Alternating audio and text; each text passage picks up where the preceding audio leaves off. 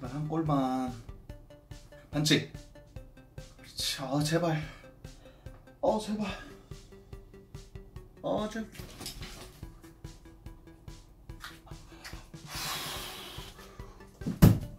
그렇지. 그렇지. 그렇지.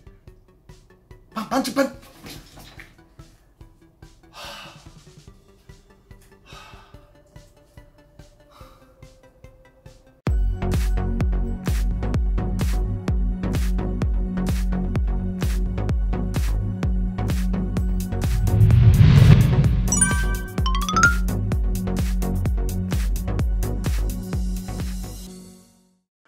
안녕하세요, 첼시팬 여러분, 앙크TV입니다. 오늘은 첼시 대 올버햄튼 대 첼시의 마지막 라운드를 리뷰해 보도록 하겠습니다.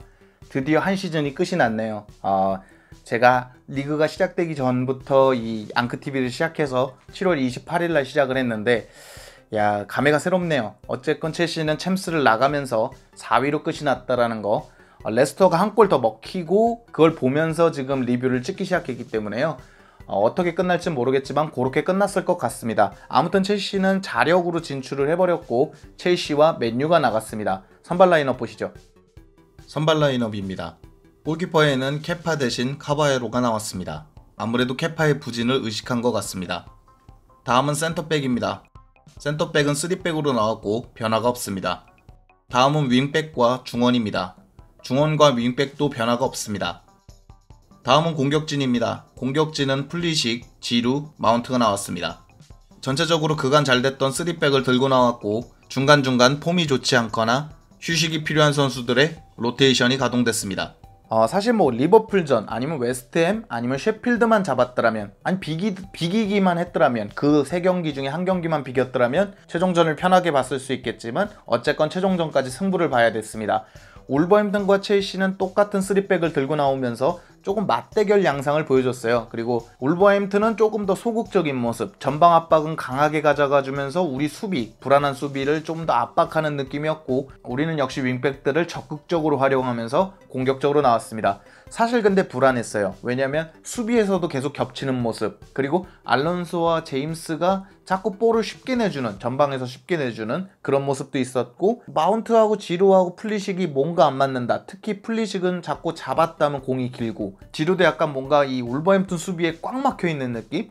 그렇다 보니까 마운트 혼자 올라갔다가 무의미한 패스하고 내려오는 느낌이었고, 코바치치, 조르지뉴, 특히 조르지뉴는 전반 내내 좀 묶여있는 느낌이었고, 코바치치는 수비 가담을 위해서 너무 많이 뛰어다니는 느낌이어서 이게 왜 불안했냐면 딱 첼시가 전반전에 골 먹히는 그런 뉘앙스였거든요. 그리고 불안한 요소도 좀 있었고, 하지만 우리 수비들의 집중력은 오늘은 정말 칭찬해주고 싶었습니다. 좀 불안한 찬스도 있었고 루디거도 좀 위험한 찬스를 괜히 만드는 것도 있었지만 어쨌건 클린시트를 가져왔다는 거, 그거는 대단한 공이고, 특히 이렇게 마지막 승부를 봐야 되는 입장에서는 되게 큰 공을 세웠다고 생각합니다. 우리가 득점하지 않으면 저렇게 내려앉지는 3백이 됐든 4백이 됐든 어떤 전술을 들고 나오든 저렇게 내려앉아서 우리가 득점을 못하면 딱 역습 카운트 한 방에 먹혔었거든요. 그런 뉘앙스가 나올 수도 있겠다, 불안불안하다 했는데 오늘 카바에로도 선방이라는 게 딱히 없었죠. 이렇게 머리 위로 넘어오는 거 쳐내는 거 정도의 선방. 근데 사실 그게 엄청난 선방이다 이럴 게 아니라 원래 막아줬어야 되는 거거든요. 그 정도는.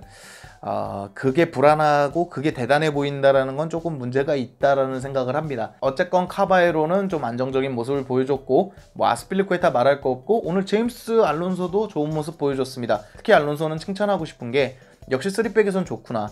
오늘 공격적으로 그렇게 큰 옵션을 보여주진 못했습니다. 골을 넣지도 않았고 어시스트를 하지도 않았지만 오히려 플리식이 왼쪽에서 안 좋은 모습을 보여줬다면 알론소는 조금 좋은 모습을 보여줬어요. 물론 상대적인 것도 있겠지만 어쨌건 알론소는 제목을 해준 것 같습니다. 엄청 잘했다, 오늘 MOM이다, 이 정도까지는 아니더라도 자신이 해줘야 될 역할은 다 해준 것 같습니다. 특히 이 전환 패스 해줄 때 알론소는 공은 많이 세운 것 같고, 또 유독 칭찬하고 싶은 거는 코바치치입니다. 골은 뒤에서 얘기할게요. 코바치치는 사실 제가 좀 언성 히어로들을 좋아합니다. 박지성 선수라든가 밀러라든가, 우리로 치면 윌리안이라든가 옛날 하미레스, 이런 과들을 좋아하는데 오늘 코바치치는 캉테의 부재, 제가 가장 불안했던 캉테의 부재를 거의 메꿔줬습니다.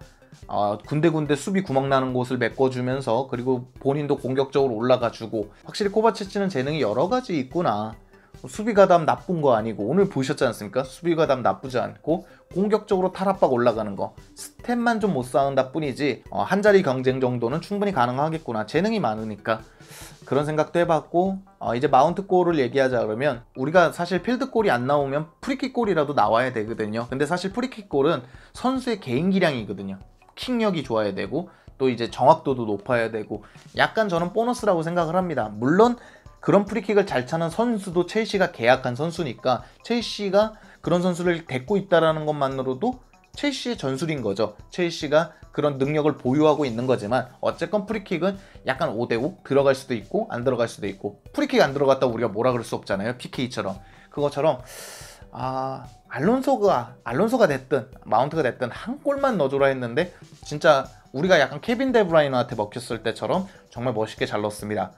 그 덕인 것 같아요. 그 덕에 울버햄튼은 좀 꽉 묶었다가 후반에 아다마 트라오레 뭐 이렇게 대거 투입해서 뒤집어 보려 그랬던 이 상황이 완전히 어그러져 버렸습니다. 그러면서 이 공수가 약간 벌어지고 좌우도 너무 벌어지면서 이제 마운트가 어시스트까지 해버리죠. 지루가 득점을 하면서 사실상 경기는 거기서 끝났다고 생각합니다. 그러니까 울버햄튼이 됐든 첼시가 됐든 맨유가 됐든 어느 팀이 됐든 준비해온 경기가 안 되면 어그러져요. 맨유전 때 FA컵 맨유전 때 얘기한 거 바이가 부상을 입으면서 솔샤르 감독이 준비한 플랜이 어그러졌다.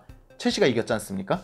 첼시가 셰필드전하고 리버풀전에 들고 나왔던 전술 우리가 먼저 넣은 다음에 안정적으로 운영하자 안 됐지 않습니까? 그러니까 경기 빠그라졌죠. 그것처럼 울브스도 준비해온 경기가 안 된 거예요. 첼시보다 먼저 득점을 해서 약간 그리고 전방 압박을 많이 가져가주면서 루디거, 주마, 제임스, 알론소 이런 불안한 수비들을 공략하겠다. 특히 알론소하고 제임스가 많이 올라가 있으면 적극적으로 빠르게 튀어나가려고 그랬거든요. 그것처럼 울버햄튼은 중간중간 준비한 전술들을 보여주기는 했으나 적중하지 못했고 오늘따라 또 첼시 수비의 짜임새도 좋았고요. 그 덕에 울브스는 준비한 게 하나도 안 됐고 그렇다 보니까 후반 딱 들어가자마자 아다마 트라오레 뭐 준비했던 카드들 다 꺼내기 시작했죠. 하지만 첼시는 득점을 해냈고 전반과는 전혀 다른 플레이를 시작했죠. 패스 플레이가 많아졌고 그리고 또 여유가 있어졌습니다. 확실히 여유가 없으면 첼시가 불안불안해요. 패스도 뭐 걷어내기 급급하거나 전방으로 그냥 무턱대고 찔러주는 지루는 여기 있는데 막 일루 찔러주는 그런 게 있었는데 후반전에는 일단 골이 들어가서 그런지 우리가 왜 다득점을 할 수 있냐면 골이 들어가면 오히려 안정화를 찾습니다. 골이 들어가면 계속해서 골이 생산될 수 있게끔 안정화를 취하는데 확실히 어른 선수들이 많아서 그런 것 같습니다. 그 덕에 우리가 조금 안정적으로 가져갈 수 있었습니다. 근데 한 가지 아쉬운 건 마운트 오늘 너무 좋았어요. 오늘 MOM이라고 불러도 과언이 아니고 아마도 MOM을 받지 않을까, 지루 아니면 마운트가 받지 않을까 하는데 마운트가 진짜 최고치가 있거든요. 최고치에는 조금 못 미쳤습니다. 왜냐면 패스나 이런 게 조금 미스가 있었으니까. 다른 타팀 팬들이나 첼시 팬들이 봤을 때 야, 이 정도면 잘했지. 근데 잘했습니다. 잘했는데 마운트가 보여줄 수 있는 능력보단 조금 덜 보여줬다. 쉬다운 마운트에서 약간 주사위 6으로 치면 한 5에서 4 정도? 5 정도? 6으로 나오면 진짜 마운트 미치거든요. 리그 초반이나 중간중간 쉬다운 마운트가 보여주는 그런 활약들은 정말 눈에 들어왔고 선수 자체가 아직까지 어리고 한 시즌을 EPL에서 보내본 적이 없기 때문에 체력을 길러서 EPL에서 한 시즌을 보내려면 어떻게 체력을 분배해야 되는지 그런 것도 배워나가는 것 같아요.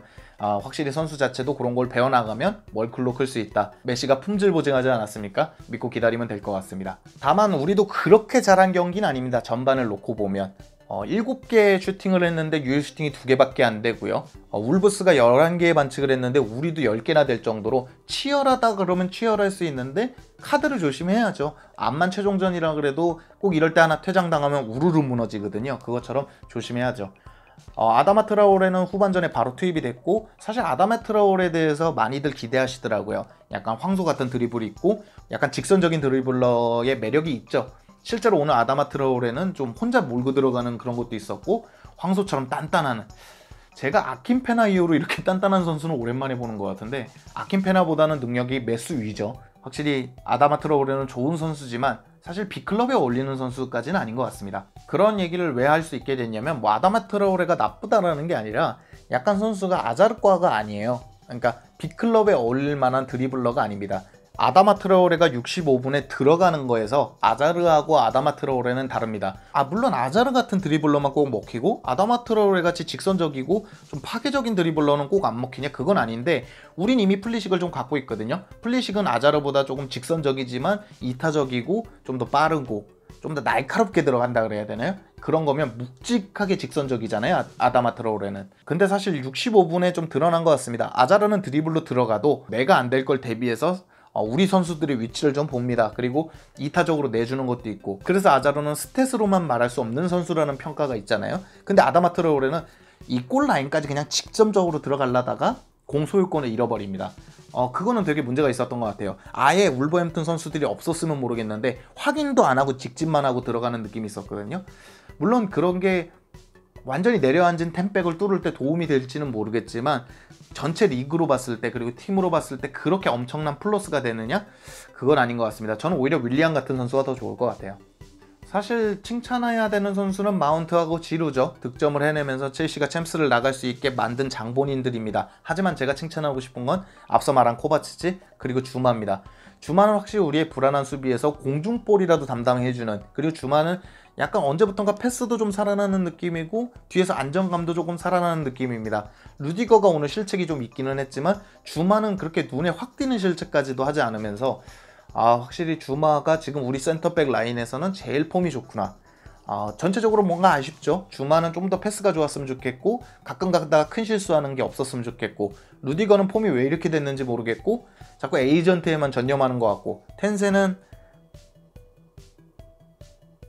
아무튼 우리 수비가 좀 불안한 게 있었는데 오늘만큼은 걸레 수비까지는 아니더라도, 옛날 한참 잘할 때 걸레 수비까지는 아니더라도 좀 든든했다라는 것도 있습니다. 울버햄튼이 전술을 잘못 들고 나온 것도 있어요.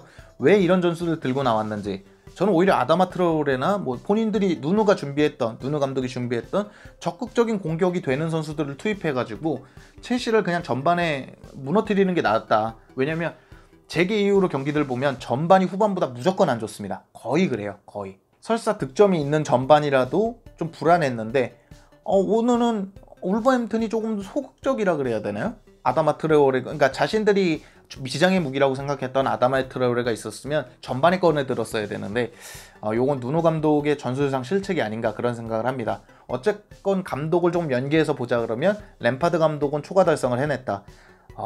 영입 하나 없이 겨울에도 영입이 없었고 여름엔 당연히 영입이 없었고 징계를 받으면서 한 시즌을 통으로 날려먹을 수 있는 이 상황에서 첼시에 복귀해서 이게 팀을 만들어 나가면서, 저는 이런 얘기도 했어요. 램파드 감독이 종종 비난받는 게 갑자기 뜬금없는 라인업을 들고 나올 때가 있다. 예를 들면 이런 거죠. 캉테가 있는데 굳이 조르지뉴를 쓴다라든가, 한동안 그런 적이 있죠. 조르지뉴 미드필더로 넣었는데 약간 한계를 보여줌에도 불구하고 캉테 안 넣는다.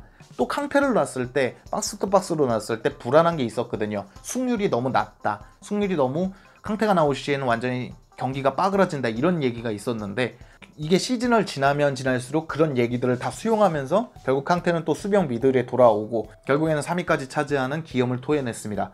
램파드 감독은 이 피드백이 좋은 것 같아요. 용병술도 그렇고 전반과 후반이 다르다. 앞서 말씀드린 대로 전반이 안 좋고 후반이 좋을 때가 많았다. 그거는 감독이 어느 정도의 피드백을 받아들이고 후반에 많은 교체나 많은 전술 수정을 가져가 주면서 경기에 앞서갈 수 있었던 거죠. 물론 역전이 그렇게 많지는 않았습니다. 올 시즌 역전이 그렇게 많지는 않았지만 어쨌건 램파드 감독이 경기를 운영하는 방식을 제대로 배울 수 있는 한 시즌이 됐고, 그와 더불어 3위까지 하는 뜻밖의 엄청난 성과까지 달성할 수 있었다. 첼시가 5, 6위를 예상하는 전문가들이 많았거든요.